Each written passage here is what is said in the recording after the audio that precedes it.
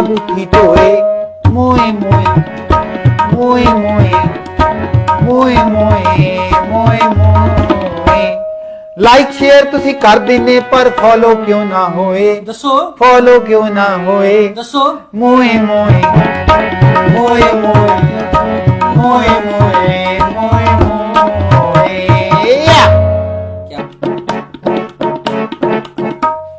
ਕੱਲ ਮੈਨੂੰ ਇੱਕ ਕੁੜੀ ਮਿਲੀ ਜਿਹਦੇ ਗੱਲਾਂ ਦੇ ਵਿੱਚ ਟੋਏ ਮੋਏ ਮੋਏ ਮੋਏ ਮੋਏ ਮੋਏ ਮੋਏ ਮੋਏ ਮੋਏ।